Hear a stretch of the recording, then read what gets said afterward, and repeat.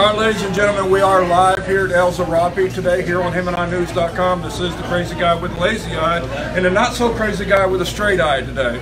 And we're going to be doing the host here at El Zarapi with the Hemet City Council elective candidates, I guess we can call you. Sure. Just call them late. Don't call them late for dinner. You can call them anything else. But we're going to go ahead and start this off. We were going to start off with Stacy Olson, but I guess she decided to be nice and let Doug Arndt come up. Thank you, Stacy. We're going to go ahead and start this show. And anybody that is watching live, if you do have questions that you would like to ask the candidates as far as what will you do if you get into office, well, then we'll ask them for you. So what we're going to do is we're going to allow them to give their speech first. And then after they give their talk, then we're going to open to the public and let the public start asking questions. So, Doug Arndt, I appreciate what you're doing. Wonderful change here in our city. And, welcome to the show, Doug. Welcome to the Eddie and Denny show right here at El Zarapi. So, floor is yours, and let you talk, and if you will, try to talk loud so everybody can hear you. And I'm getting out of the way. Okay, thank you, Eddie. Thank you, Dennis. Can everyone hear me? No? I'm a former Marine, so I can talk loud. Hi, everyone. I'm very excited to be here. My name is Doug Arndt. I am running for Hemet City Council, and I am looking forward to serving the residents of District 5. And if you vote for me, all of your wildest dreams will come true. Does anyone know what line that movie was from? Napoleon Dynamite? Vote for Pedro? Yes. Okay, getting serious. My wife Francine and I have lived in the Valley for 12 years. We live in the McSweeney Farms community in South Hemet, over by the best kept secret in Hemet, the Diamond Valley Lake, which is beautiful. We recently had a very emotional event in our lives. We adopted our first and only son, Michael. He's 12 years old. And he's a wonderful kid, and we're so happy and proud to give him his. We love Hemet. We love living in Hemet, being next to the mountains. We like to go out and hike and cycle and do all of those things, and I think Hemet's a great place for that. We love living in Hemet.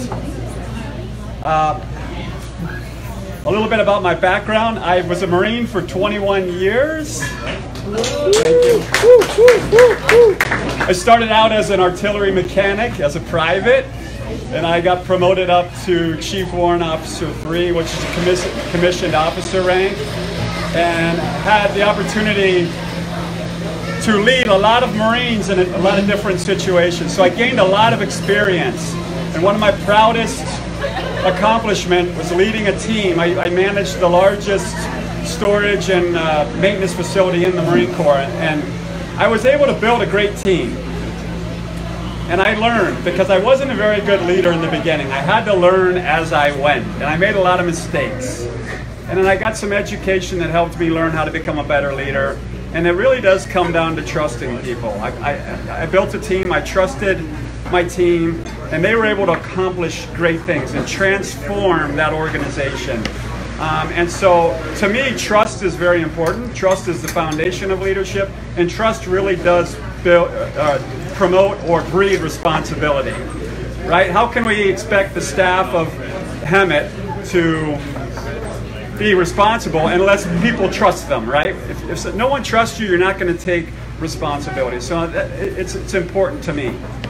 I retired from the Marines in 2006. I worked in the private sector for the last 10 years. I've managed in Fortune 500 companies.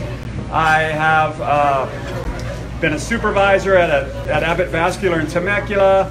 So I've done a lot of things, and now I teach for the University of Redlands. I teach leadership and organizational behavior classes. And I've been doing that for 7 years. And they say you really don't learn something until you start teaching it. Because I learned from my students, I learned from reading, I learned from all that. And I think all of those experiences can help me as a city council member to help Hemet. I have 2 master's degrees and a bachelor's degree, and I hated school in high school. I hated school when I was in high school. So later in life, oh sorry, thanks Eddie. I found the value of education, and it's really helped me grow as a person, and I think it can also help bring value to the city of Hemet. We've lived in this valley. I've lived in this valley for, like I said, 12 years. We haven't seen any compelling change. I think the city council is kind of divided, and they need some leadership, and I can bring leadership to the council. I think Stacy is good at dealing with the social issues. She will be a good addition to the city council. We need some skilled, educated, intelligent people to come onto the council to get change, to help us get better, and we need to have a vision. Right now, I don't think the city has a vision. Where do we want to be 10 or 15 years from now? And I think we need, collectively, we need to figure that out and then allow the city manager to execute that vision. And so that's me. That's what I'm about, and I look forward to answering any questions you may have for me about, how we can make Hemet a better place to live and visit. Educated, intelligent people to come onto the council to get change, to help us get better, and we need to have a vision. Right now, I don't think the city has a vision. Where do we want to be 10 or 15 years from now? And I think collectively, we need to figure that out and then allow the city manager to execute that vision. And so that's me. That's what I'm about, and I look forward to answering any questions you may have for me about, how we can make Hemet a better place to live and visit. Thank you. Did anybody have any questions? Any questions for me? Let me have it. All right. I have a question. Dennis, do you have any questions? I do. Doug is a newspaper reporter here in town with the Chronicle. I'm wondering, what's one of the first things you're going to do when you get elected to the city council if you are elected? Did everybody hear that? So Dennis asked me what is the first thing that I will do if I'm elected to city council. This battery's going dead. I am. That's a great question. What do you guys think? Go to that live stream. Reduce crime. Yeah. Work on getting the homeless off the streets. I think if we have a council who's really good and has leadership, we'll solve all those problems, but we need that leadership on the council. I'm not an expert on the homeless. I'm not an expert on crime. I don't claim to be, but we need to collectively use the agencies that can help us. The county supervisor can help us. We can look at what other cities have done, take their example, and figure out some solutions about how we're going to deal with those problems. But the first thing I would do coming into council is build relationships. When relationships die, you have to build relationships on the council between the city manager, the police, and the fire, and the residents. We have to have good relationships. We have to get the residents engaged. And I think a lot of you probably want to get engaged and volunteer for things, but maybe not know how. I feel that way. And I think we need to figure that out, how we're going to get those opportunities to everyone so they can help the city become better. There's another question? I've got another question. Oh, thanks. Well, Doug, part of your background is teaching organizational behavior. How do you plan to apply those skills in organizational behavior to the city? Dennis asked me about organizational behavior, and I teach organizational behavior. And you might be asking yourself, well, what's organizational behavior? Well, it's basically how teams work together functionally, not dysfunctionally. I don't know how many jobs I've worked in where I hated going to work, I hated my boss, and I went there to collect a paycheck. Anyone experienced that? Sure, we all have. Yeah. I know the secrets to fixing that, and I think I can bring that to the council and to and to the staff. I got a question Well, for you. they're chasing me. They're leaving. Did you answer all those questions? All right, I got a question for you, Doug, from, let's see who asked this. This question is actually going to be asked to Stacy Olson as well. But in your manner is, what would you do to clean up the city as far as the homeless problem that we have? The homeless issue is not a Hemet issue. It's a statewide issue. It's a Southern California issue. It's a big issue. I've driven through the back streets of LA, and we think we have a homeless problem. You see the tent cities in LA, they have a much bigger problem than Hemet. I'm not trying to downplay what Hemet has as far as homeless. And Hemet, LA just opened a new shelter in all of their districts of the city to try to bring people into or off the streets. That might be something we consider. It takes money. There's other cities like New York. How they dealt with the homeless problem is they started to employ the homeless to help do things around the city. So what would you do to help fix the problem? Shall I say not fix the problem, but come up with solutions for the problem? I think we need to work with the agencies that can help us, that work with the homeless, and make sure that they have all the support and resources they need to help us. If we take people off the streets, are more people going to replace them? So you really solved the problem, but you haven't gotten to the cause of the problem. I think as our city gets better and we become more prosperous, you'll see less homelessness. But it is a complicated issue. I don't have all the answers, but we need to get together collectively and look at ways that we can solutions. I have crazy ideas that I haven't really thought through. That I think.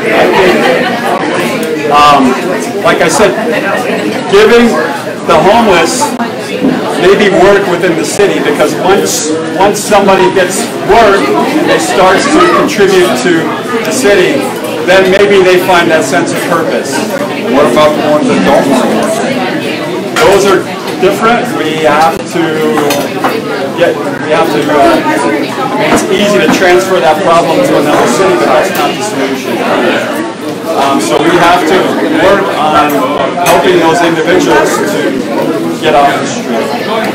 Now another question is, Dee Dee Perkins wants to know is, clean up our streets in Hemet. It looks like a dumpster everywhere on the east side where people are dumping beds and couches and stuff like that. What could you do about that if you got one? That's a great question, Dee Dee. That's a good question. What are we going to do to clean up the city, make it more presentable for housing communities that don't necessarily have homeowners associations that kind of police that stuff?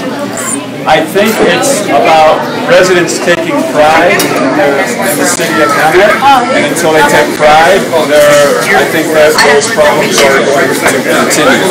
So bringing leadership into the council, getting citizens more engaged with neighbors, helping other neighbors to maybe clean up their yards. I met a gentleman who actually, he cuts the grass in a vacant house that's not being maintained, just so he can maintain the look and appeal of that community. And that's a great employee engagement example. Someone taking the time to clean up a vacant yard of a house that's not occupied, and neighbors helping each other and not necessarily just looking down on them or blaming them for the situation that they're in. It's helping them to help clean up their house and to take more pride in the city. Donald Fuller wants to know about what would you do, or can you help try, if you got elected, if you could help put the extra street lights on the dark areas and try to lower the speed limit in certain areas where we're having a lot of issues with speed and people getting caught. What is your outlook on that? Sure, I think that's what City Council does. I mean, we're put in City Council to serve the residents or constituents of that district. And if a person has a concern, they voice that concern with their council member, and then action gets taken. And my father, he lives in Pennsylvania, and he has voted for the same representative for his county for many years. Because every time my dad calls him for something, that representative helps him out and takes care of the problem. And that's what I will do for the city of Hemet. If there's a problem, we have streetlights, we get more streetlights. If the streets are in disrepair, we get the streets fixed. We'll do what it takes. But that's a safety issue, and that's public safety, and that needs to be taken care of. And if I'm elected, I'll take care of it. Now, I got one question here from Joe Ribery, and he's got a good point. Maybe you can come up with a solution on this. Talking about the homeless situation, they're stated that there is some land just past Stetson Avenue on State going towards the Montagani that can accommodate a homeless shelter that can be built there. What would be your thoughts on that? I've seen some big commercial space that I've driven past in Hemet and thought the same thing. Can't we repurpose that space for a homeless shelter, maybe temporarily, to help get some homeless people off the street? I think that's a great idea. As far as the exact location of that, I think that would be up to the residents to decide where that should be, but I think that's a good idea. Is to have more shelters for the homeless, place to go. Yeah, and the owner of the property would have to, would have to want to fill along with that. Can I ask you? Okay, well, going back to something you talked about earlier, was that if we solve problems with existing homeless, we might have other homeless moving in. Probably we will have other homeless moving in.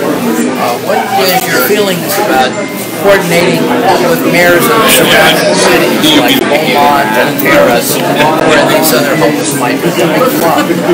You thought about doing something in that area with the city council? Sure. Like I mentioned, I think the homeless is a statewide, region-wide. It's an issue, and I think the cities should work collectively with the county and our representative Raul Ruiz to come up with some solutions to get solutions that work together to get the homeless off of the street. Sure. Okay, good. Yeah, and we do realize we have a regional homeless czar now that came from Los Angeles. She's now the county of Riverside homeless czar. So that's another layer of the city to take a look at. Sure.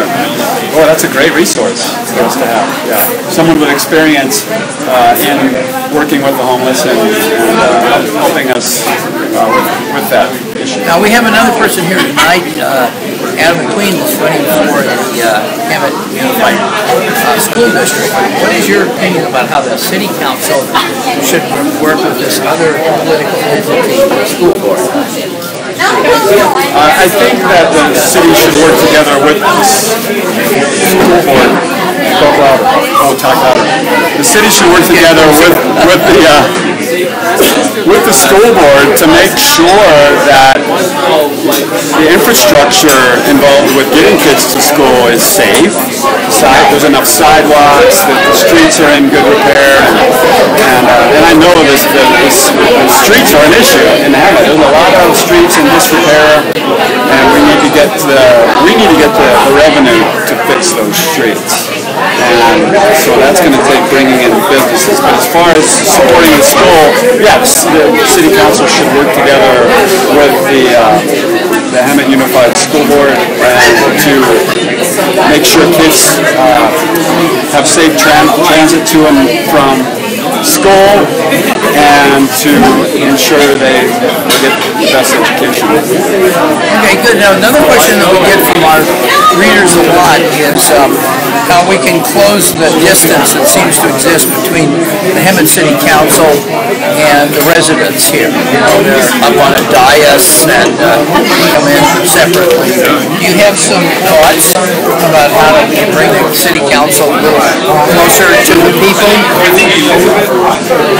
Sure.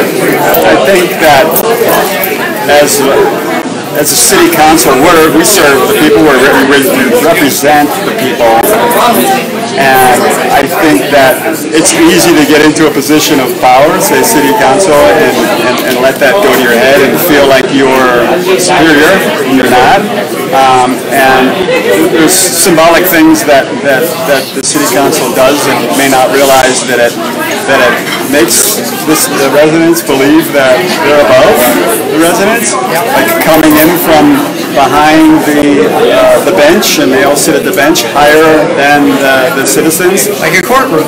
Like a courtroom. And, Stacy and I were both talking about this, and Stacy had the idea of city council coming in the same door that the public comes into. That's a great symbol to say, we're the citizens of Hemet too. Meeting and greeting everyone that came to the city council meeting that wants to be an active citizen, talking to them a little bit before the city council meeting begins, and that's how relationships are built, and that's how you gain trust and respect and confidence from the public, I think. So I think there's some things we can do to help the city council to be better, to be viewed better in the public eye. Okay, well, Doug, I want to thank you for this interview. That's all the questions I have for the Valley Chronicle, and I'm going to turn this back over to my partner, Eddie George, and bring Eddie in here to wrap up this interview. All right. From the Hemet News. Let me see if we have any other questions here.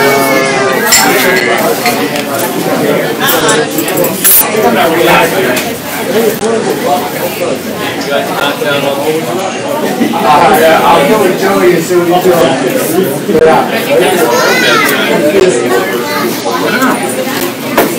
Nobody here on the live stream is asking any questions, so I guess you're clear to leave the floor. Thank you. That was Doug Art with I'm trying to head over here real quick.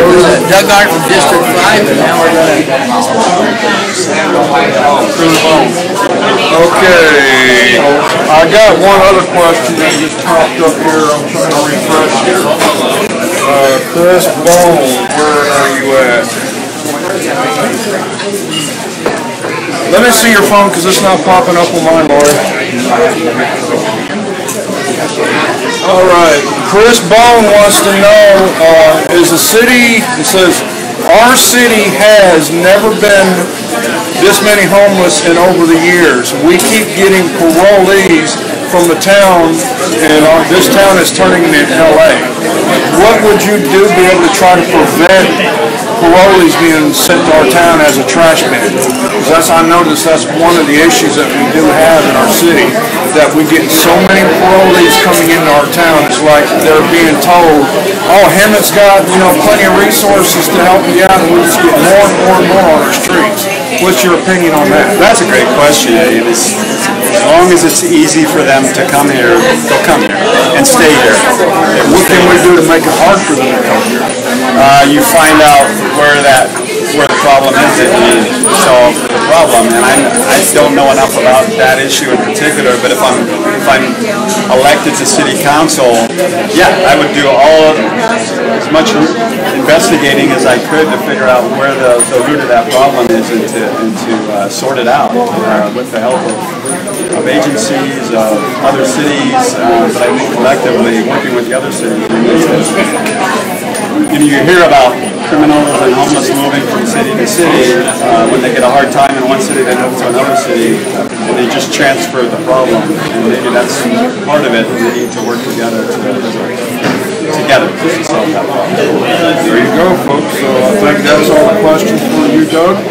And if anybody else does have any questions that you would like to ask after our live stream, You can also always go in here and comment, and Doug will follow this video as well, Stacy Olson, and you'll get to ask those questions too.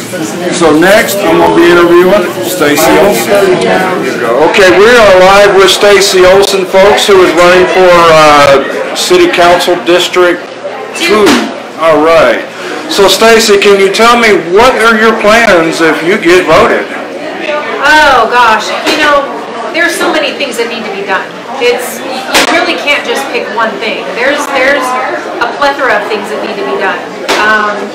Our city it's in bad shape. We have a lot of problems here. We have a lot of issues. And some of those issues I don't think have been addressed aggressively enough. The homelessness being one of those issues. We absolutely need to turn up the heat on that one. I have a homeless outreach nonprofit organization that I've had for the past 5 years. It's called Project Hope. Some people are aware of that program. We work with the homeless that want help. If they want off the streets, we make a way for that to happen. We'll put them in rehab, we'll put them in detox, we'll put them where they can get mental health services, they can get medication. If they need housing, we will help them get that. If they are trying to get jobs, we have been able to do that. We've been able to put people up until we could actually get them into their own apartments, working and employed, and giving back to the city. So that's one of the things that my program has done. We've also bused people home if they have family somewhere else and maybe they're stuck here. We've been able to bus them to Alabama and Kansas and Florida, and where they have friends and family that could help them get back on their feet again. So sometimes some of the homeless that are here are actually, they just got stuck here. And for those ones, we want to help unstuck them, basically, or unstick them. Then, you know, you have some homeless here that they're just really, really depressed and really down, and they don't really want the help. So for them, we try to work with them as much as we possibly can. We don't give a handout, we give a hand up. We don't want to enable them to remain in that lifestyle. We want to actually encourage them to do better. And so that's what we do. I'm also a co-founder of the Homeless Outreach Team, which works with local businesses as well as the homeless. We call it kind of all-encompassing, really, is what we do. We talk to business owners about panhandling, because panhandling is a huge issue in this city. It's pretty much on every median. It's in front of all businesses, it's in parking lots, you know, gas stations, and everywhere. And it's not, you know, like Doug was saying, it's not just here, it's everywhere. The bottom line is, I live here. I don't live in LA. I don't live in any other city. This is where I live. This is where I raise my children. This is where we go to school and go to work and we shop and we get our groceries. So my concern is this city. You know, homelessness is everywhere, okay. But we need to deal with the homeless crisis in Hemet. So what we're doing is we're working with businesses to say, we support you, we want you to do well. We want your business to be successful, and we understand that panhandling causes your businesses to not do as well as they could. People don't want to go in the businesses, or they get in there and then they see people out front and they're afraid to leave. People are afraid to go shopping here, so what do they do? They go shopping elsewhere. And so we basically empower them by giving them our phone numbers and saying, give us a call. If you have somebody outside of your business and they're panhandling, which basically is saying, we want help. You know, that's the sign that they have saying, help me, I need help. So what we will do is, if they really truly want help, we'll make that happen. If they don't want help, then it's a scam. Them holding up that sign saying, want help, need help, is a scam.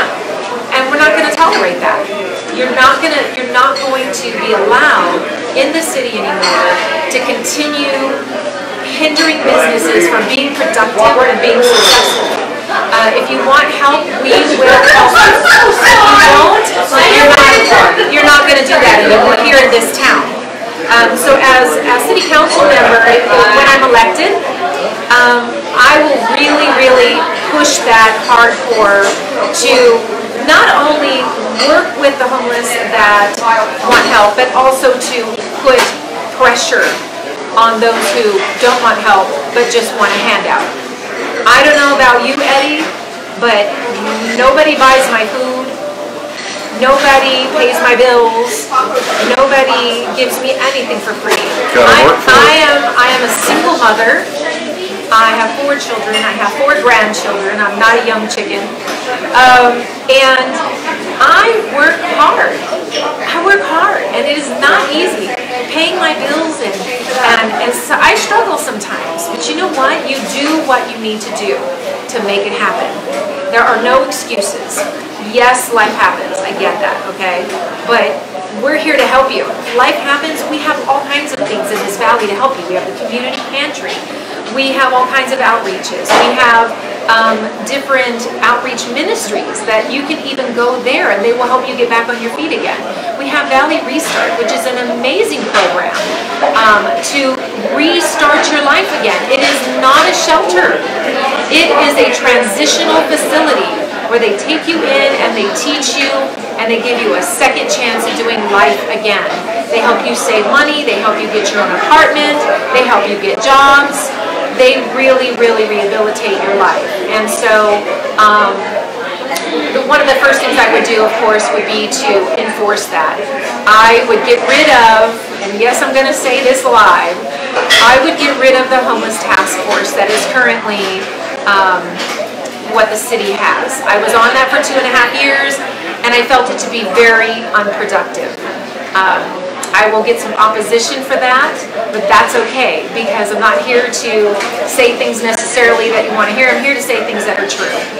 And if you're doing something for 2.5, 3 years, and you haven't accomplished anything except spending money that the taxpayers paid for a feasibility study that got us nowhere, we're doing something wrong. And so I would get rid of that. And I would go with the HOT team, which is the homeless outreach team that myself and Carly Meyer founded. We have been successful so far. We have not been doing it that long. We have over 200, well gosh, how many volunteers do we have? We have close to 200 volunteers. We have been able to visit over 200 businesses in the valley. We have 900 businesses to hit to talk about solutions for panhandling, to give them the resources and tools that they need to be able to tell the panhandlers, look, if you want help, get it, and if you don't, you got to go elsewhere. So we're really helping them do good business and to not be hindered. So I would replace the homeless task force with something that actually works, something that actually is progressive, moving in the right direction. And the reason why it's moving is because we include the community. We include regular, everyday citizens that are passionate, that are like, what can I do to help? A lot of people are like, well, what can I do to help? This is what you can do. So that's why we've been so successful, is because we involve the community. It's all volunteer-based. In fact, we have not spent a penny to do what we've done in this valley. I know a lot of people probably ask, well, if you've been doing this for so long, how come the problem is worse? How come it hasn't gotten any better? Because it takes time. It didn't happen overnight. I moved here back in 1987. So I've been in this valley 31 years, off and on. More on than off. And when I first moved here, it was kind of a sleepy city. There wasn't too many people my age, that's for sure. But it was clean, it was quiet, it was safe. It was just a nice little country town. And all of a sudden, it just, about 10 years ago, it really started to take a turn for the worst. And I think that a lot of issues that were going on, especially regarding businesses and homeless and things of that nature, were ignored. I think they were ignored. I think they were tucked under the rug. Well, it'll go away. No, we don't want any shelters here. No, we're not going to support any shelters because it's just going to bring more people. But when you just ignore the problem continues to build and continues to build until the problem is so big that now you really got your hands full. In part of being in the homeless scene, if you will, I've done a lot of research, and I work hands-on. So I'm in the streets with these people, okay, the homeless and those who provide services such as Valley Restart, Liberty Ranch, Set Free Ministries. I mean, there are many. And, you know, one of the things that I got off track. I just totally lost my train of thought. Isn't that great? See, that's what's great about live TV is I'm allowed to be human. Right. But we need to support the programs that are already in existence. We need to support those programs. They are successful. They do not bring more homeless people here. They're already here. They're already here. And we're getting more because it's easy. It's easy to come to Hemet. And we give out to panhandlers on the average about $150 a day.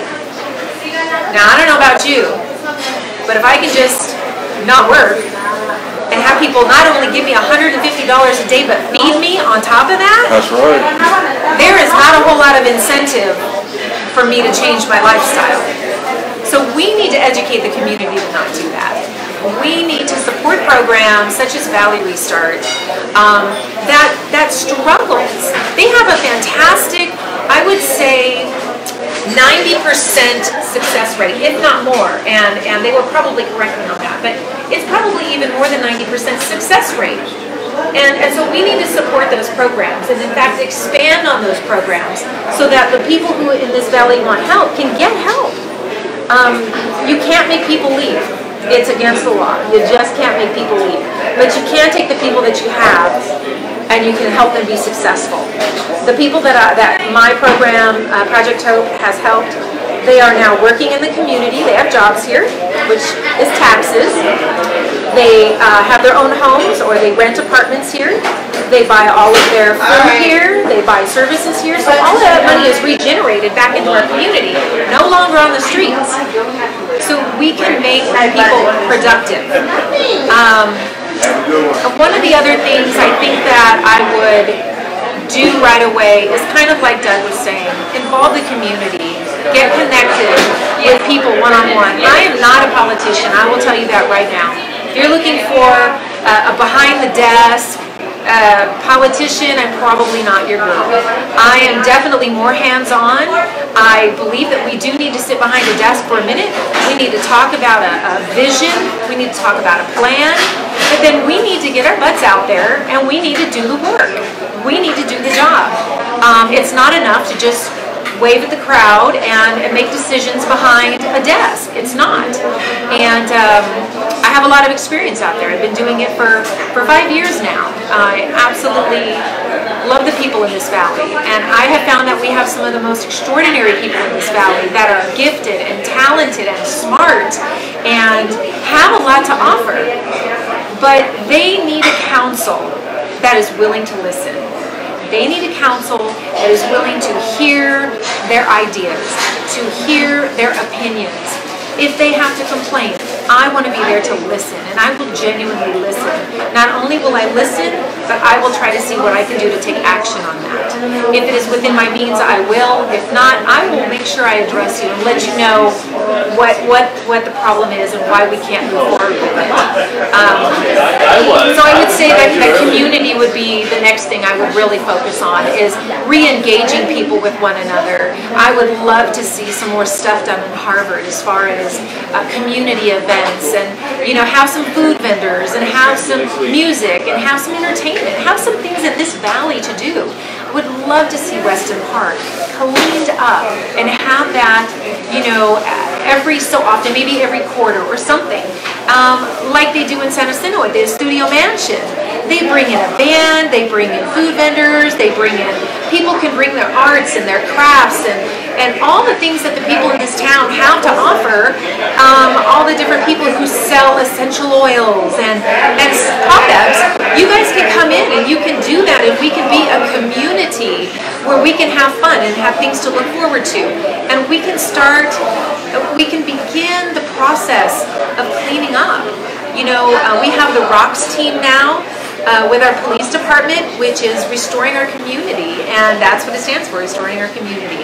And they are doing a fantastic job. They have really, really started pushing hardcore on cleaning up our streets, and I want to see more of that. I will be more aggressive in making sure that the issues are dealt with, and they're not just dealt with words, but action. I don't have a problem with pushing, and you know, some people think, you know, they see me and they think, oh, you know, soft and sweet and all that good stuff, and I definitely am. But there's a whole other side to me that's all about business and getting things done. And I think that probably comes from single parenting. You know, I kind of have to be in charge and I have to make things happen. And so those would be the two big things I would say that we need to change is we need to hear the voice of the people. We need to hear your voice. We need to know what your concerns are. And we really need to listen. Being a council member is being a voice for the people. You basically employ the city council. We work for you, and we need to get back to that again. Like Doug was saying, you walk into a city council meeting, nobody comes, because I think that many of the people don't think they have a voice, and that's really sad. And I know firsthand because I've gone and I've spoken at city council, and many times when I'm speaking, you're given 3 minutes. They're not looking at me. They're not. They're on their computers typing. They're doodling. They're talking to each other, and it's so incredibly disrespectful that I have 3 minutes. I have something important I want to share with you. I've taken time out of my schedule. We need to change that. Your voice is so important, and we need to get back to that again. I want to be a part of the community just like I am now. I'm not going to change. I'm going to do things exactly how I've been doing them, just from a different platform, if you would give me the opportunity to do so. This is Eric, not Eric, Dennis with the Valley Chronicle. Denny. Denny. It's the Eddie and Denny show. Yeah. Well, a lot of this is familiar to me, Stacy, because I've had the opportunity to work with various volunteer organizations like the Hot Team, and I've heard some new things, and I heard a couple things that were a little new this time. I certainly agree with you that there seems to be a barrier between the city council and those of us sitting out in the audience. Now, we all agree maybe that the city council could sit on the same level.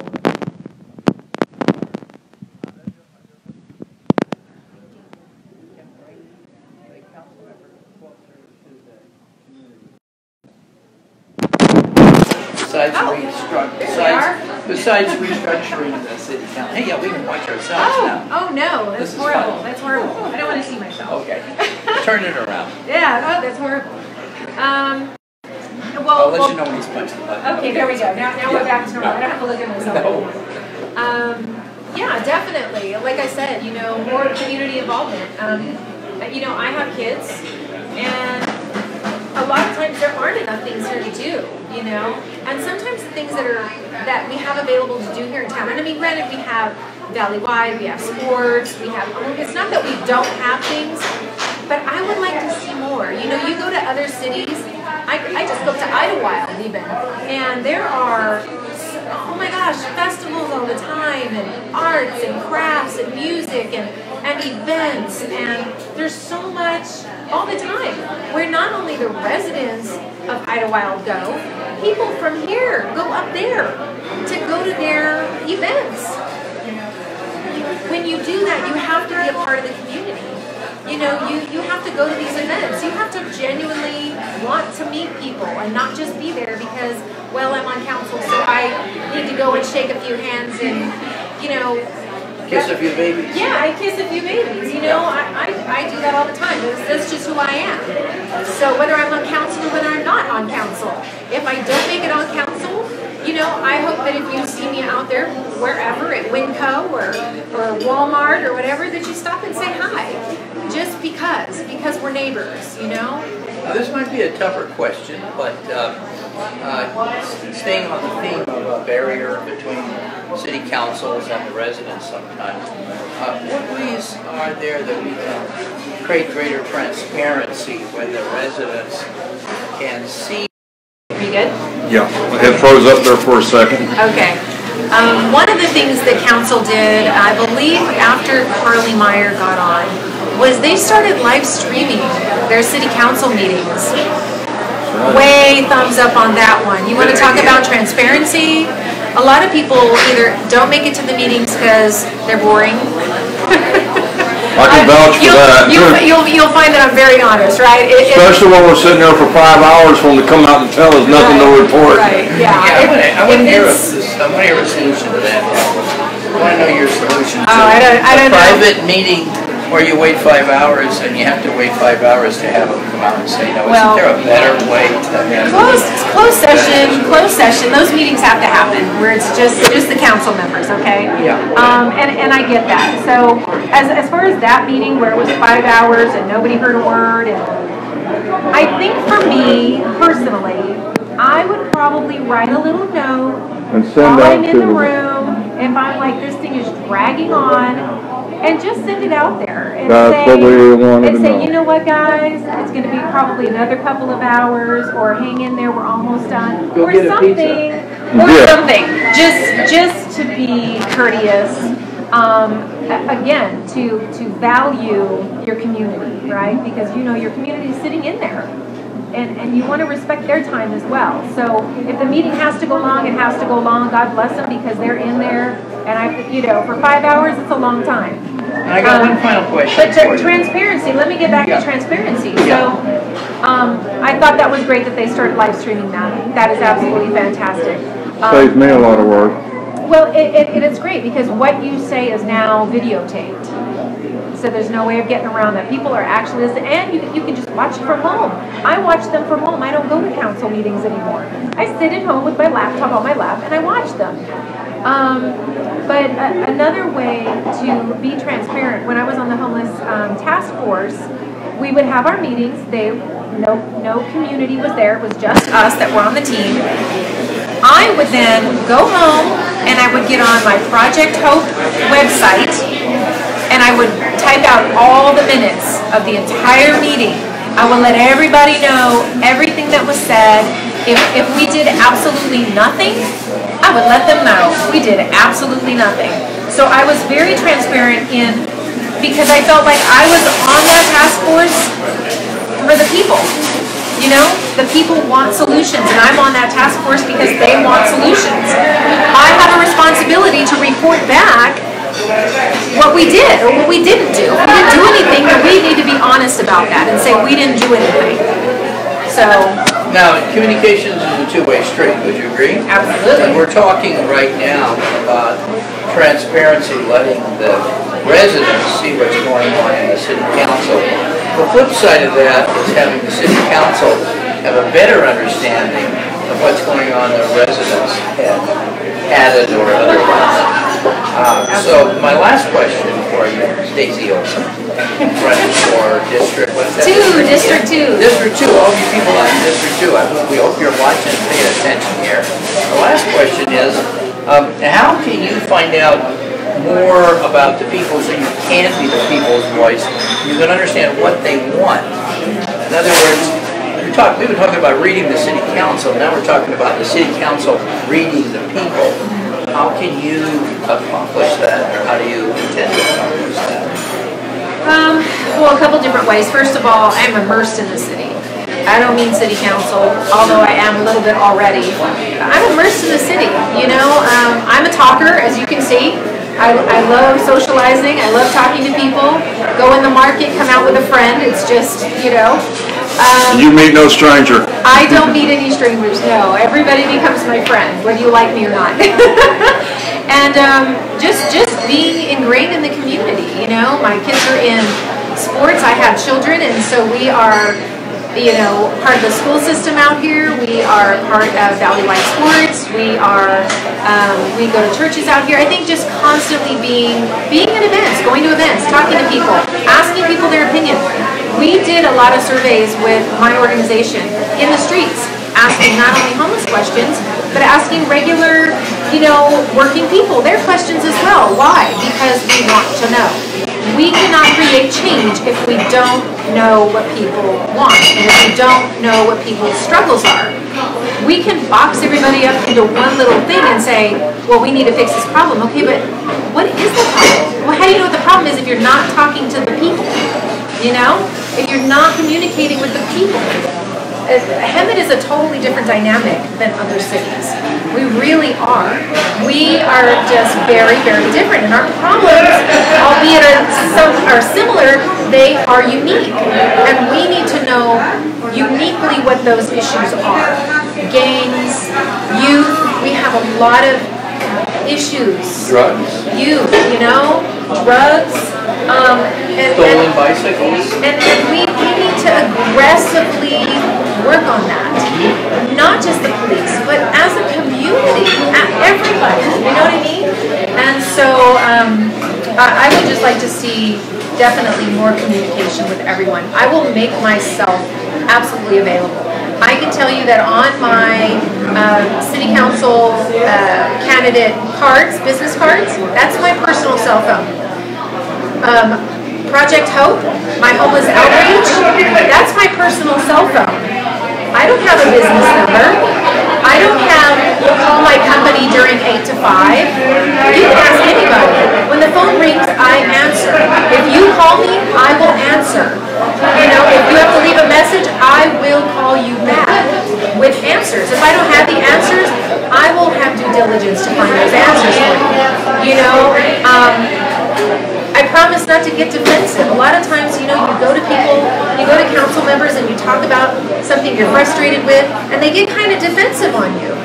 And I won't do that. I will try very hard not to do that. I will listen. I will listen to what your needs and your concerns are, because as a city council member, you work for the public. Well, Stacey Olson, I want to thank you. I hope that all of the candidates that we interviewed are as open and honest and articulate as you have been this evening. If they are, this will be a success for the Eddie and Denny show. But we're very happy to have you here. We want to thank you for sharing your views. And we'll continue this evening interviewing people here in the audience. And if anybody has any questions for me, you can post them here. I would absolutely love to go through there, answer them, or you can email me your questions as well. And it's Olson or Hemet City Council at gmail.com. And Olson is spelled O-L-S-O-N. Olson or Hemet City Council at gmail.com.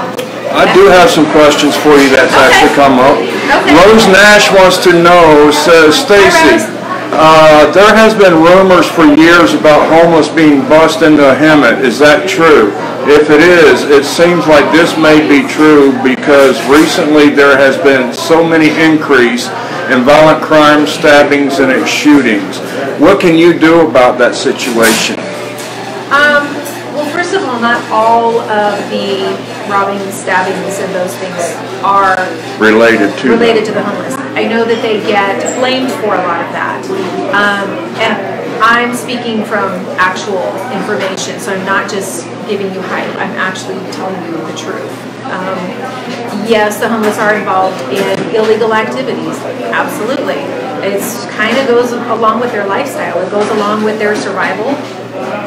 Is it wrong? Absolutely. So that's why I work so desperately to get them out of that lifestyle. As far as them being bussed here, I think we've all heard that rumor for a very, very long time. I know that the city has offered money, like reward money, if somebody can actually get physical evidence to prove it. Whether it's true or not true, I don't know, because evidence has never, ever been given. I have had people tell me that same thing, and I said, well, do me a favor, get me the license plate number, just take a picture of it. If you see a van, a truck, or whatever, dropping them all off, take a picture of the license plate and get it to me so that we can, address it. But nobody's done that. So I can tell you that if I'm on city council, there's not going to be any money taken for bringing people here. As far as like parolees and stuff, I know that that has been a topic as well. There's a couple different things that happens with that. If you are arrested in Hemet, you are returned to Hemet. So a lot of times you do see people bust in, that's because they were arrested here. Hemet has a really high arrest rate, which is fantastic. But because of California laws, not Hemet laws, but California laws and overpopulation in our jails and stuff, book and release. It's a hamster on a wheel. You know, you book them and then they're released. And I know this from working with the homeless. I mean, they get arrested and the next morning, if not that night, they're brought right back to the spot they were arrested at. So it's it's very frustrating. And I feel your frustration. I feel the same exact way. As far as them being bused, I don't know. I would love to know that, though. And I would love to stop that, because that's not fair. It's not fair to the city. Okay. Yeah, all right, let's see what else we have here. Live in the county.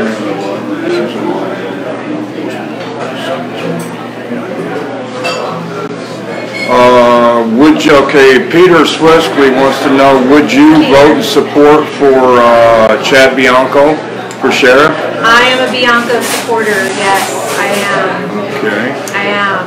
I welcome you to go to my Facebook page, Stacy Olson for City Council, and you'll see I have pictures of me and Chad having discussions. He's a great guy, and I think he promotes change. What would you do about the lighting situation on Florida Avenue?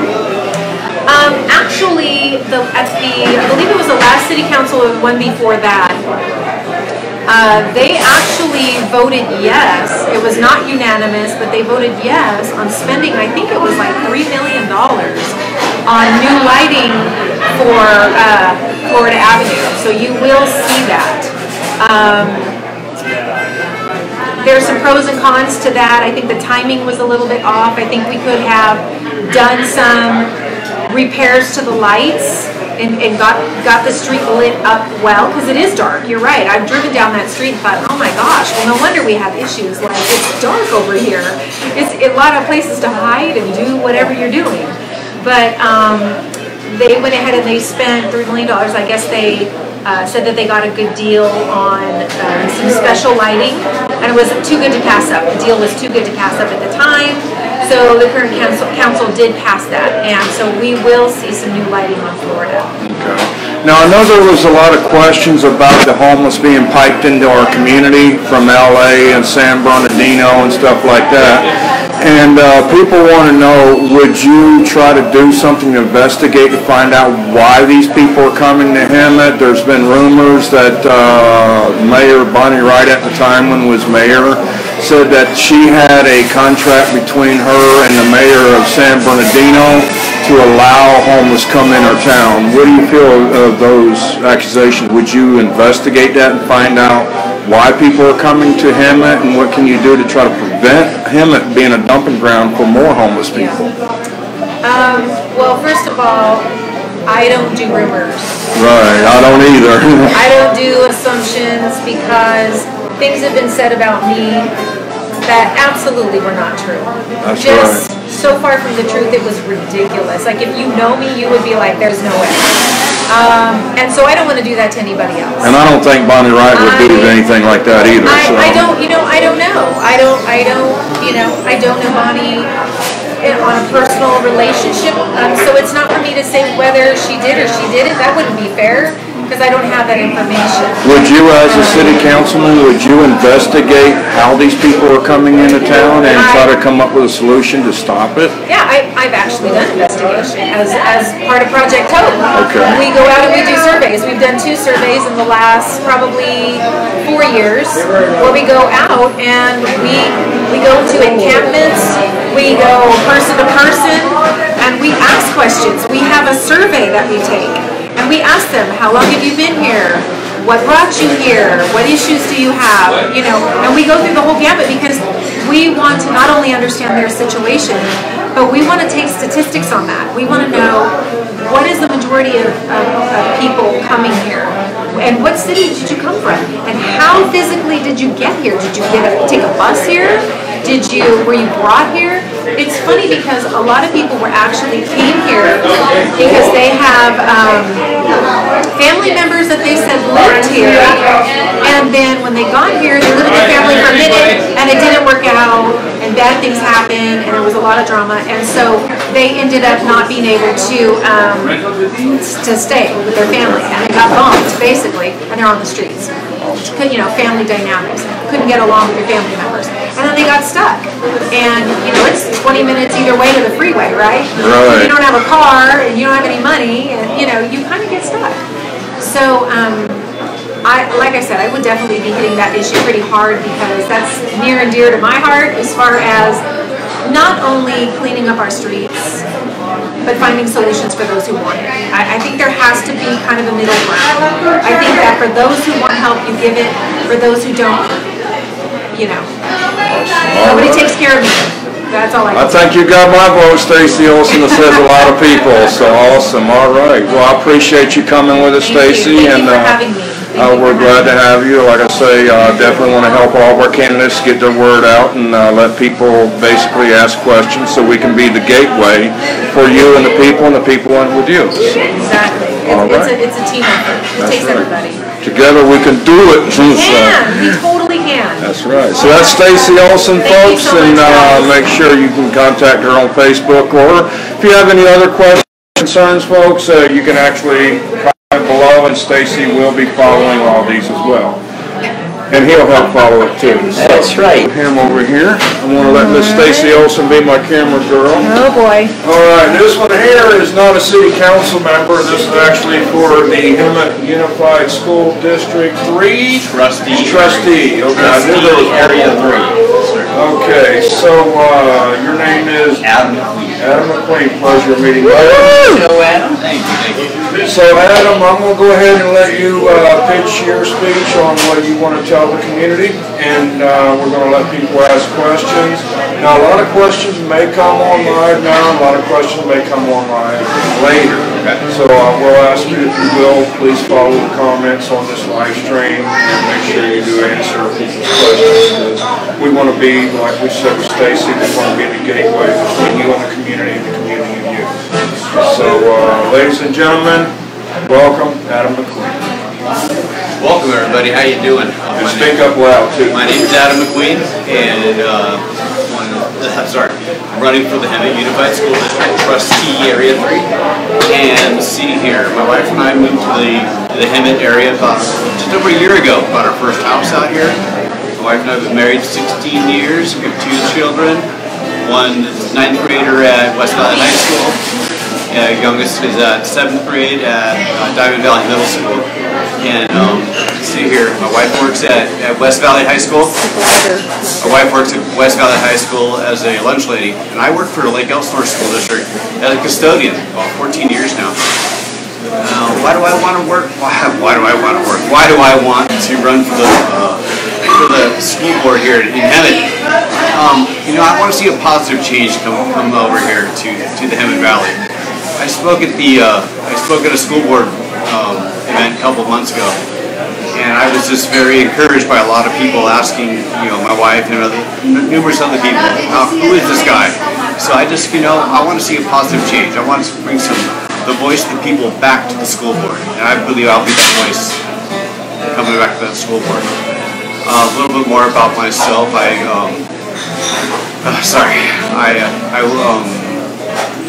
Part of the California School Employees Association. We are the biggest union in the state of California. 240,000 members statewide, and we are, we're all members. We love what we do. I volunteer a lot of services there with what I do. And another thing I volunteer with, I work with Stacey Olson with the homeless outreach team here in town. So, got any other questions for me, just let me know. I don't know what I'll say for right now. What does the school board do? What are your responsibilities being on the school board? School board, we listen to the concerns of the constituents, the parents, students, staff, teachers, classified employees, and we should all, so hopefully we all come to an agreement. We'll probably agree to disagree, just like any other thing. You know, we all have to settle things out. You know, meet in closed session and then meet in open session. So what would you say some of the things are that need to change that you bring to the table that you want to correct or make better? Communication between staff members, between the staff members and the school board themselves and the superintendent. There was the classified employees were at impasse and just finally settled their contract negotiations. So this year they're starting with a brand new contract going into, it's called the successor agreement. And so they're opening, the district is now like starting brand new. So I want to, they're starting fresh. I want to make sure this keeps going for years down the road. I want to make a smooth transition there. Okay. About 5 years ago, my kids started attending school here, and several of the schools in the Hemet district were failing schools, and they were offered to be bussed out to other areas, Paris, Idlewild. Where are the schools at now as far as being good schools? Are they still failing? And if so, what would you do to change that? You know, about 3 weeks ago, I met with all the candidates met with the school superintendent, and we got a report card. And from what I was given in the packet, I really have not researched this until I looked at the packet. They said the school's doing a lot better now. I don't know what the percentage was off the top of my head, but it appears that Hemet's turning towards the positive now.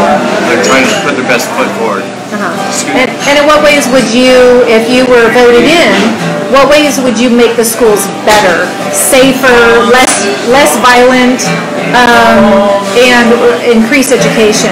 Have the focus be on education. Focus being on education. What would you bring to the table? I know parent volunteers are a huge thing within the schools, for sure. So helping, you know, and not just parent volunteers, but getting the families to help each other, helping their students, and communicating more with the teachers, with the principals, with all the administrators. So everybody has that voice. So communication is huge. So we can all help. You know, I'm a parent myself. You know, I always talk to our children's teachers to say, hey, if there's something going on, let us know, because we need to act and help them.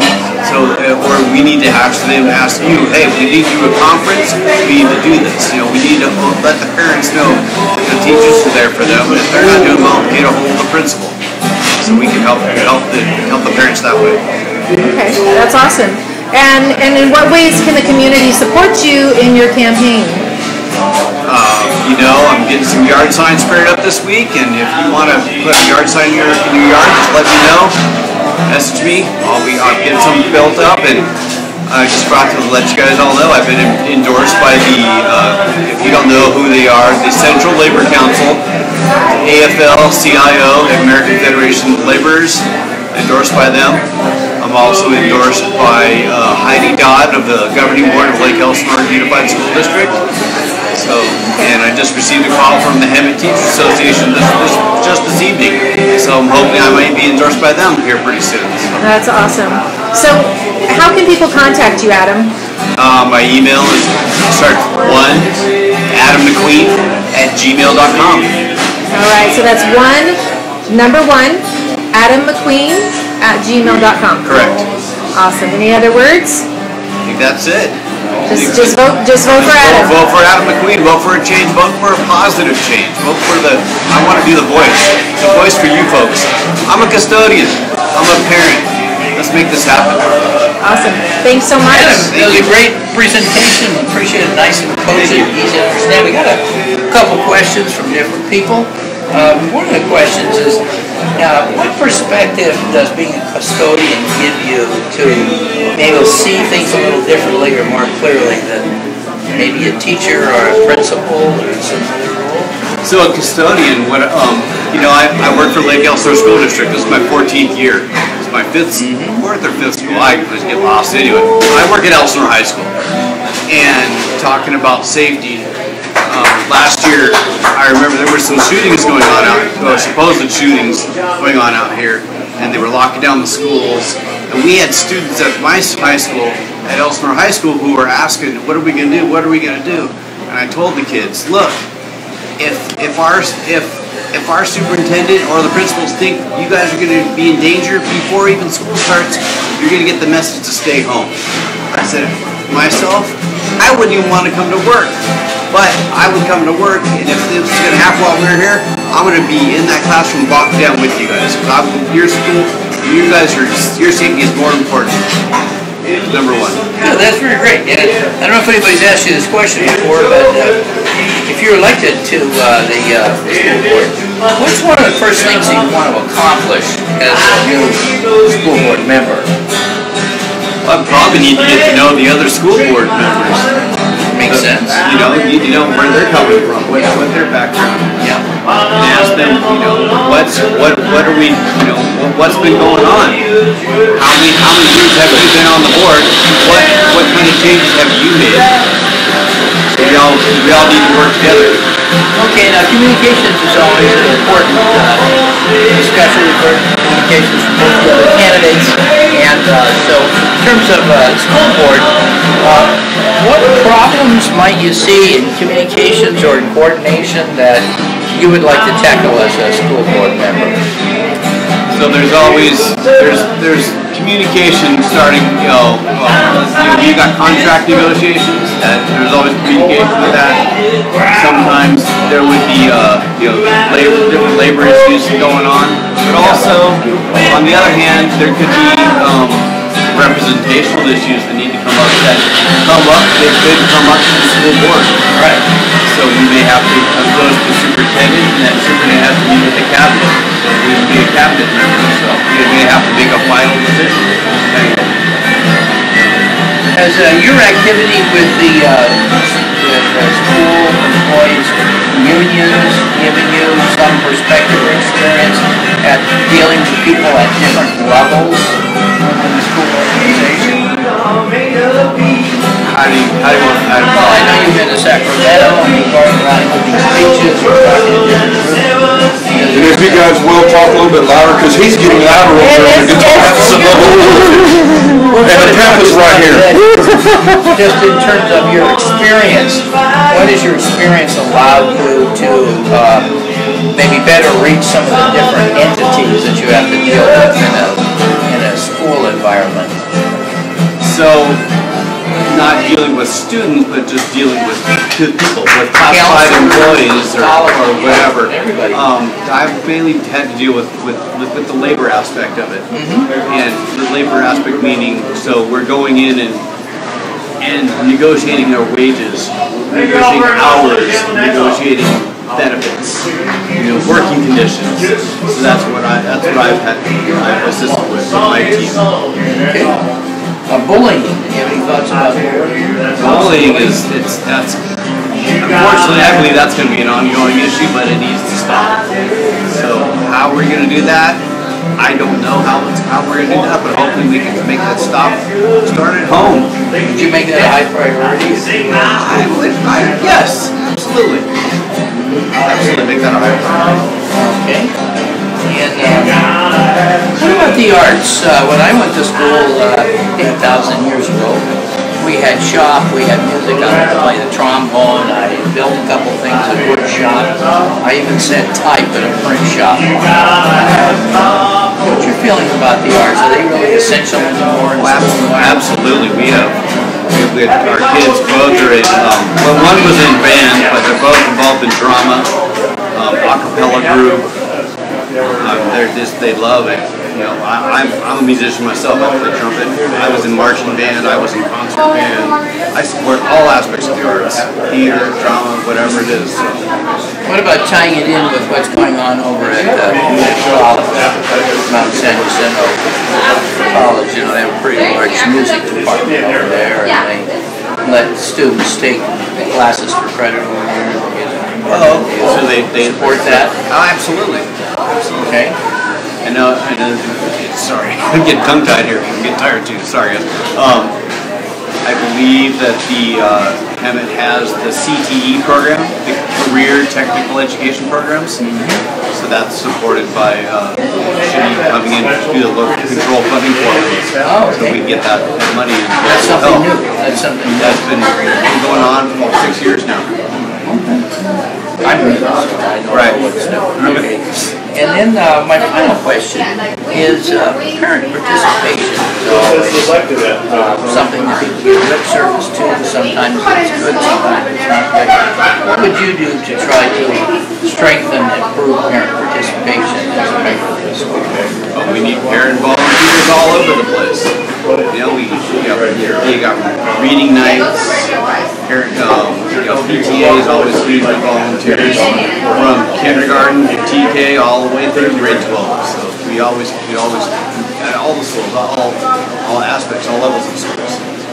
Okay, that's great. Well, Adam, I want to thank you for Eddie and myself for being here for our first. This is the first of our Meet the Candidates nights. And now we're going to take a stroll back into the other room with Stacy Olson as our cameraman. So follow along with me and we'll see where we're going to go next. Looks like we have the publisher of the Chronicle over here. Drop in on them and see what they're talking about.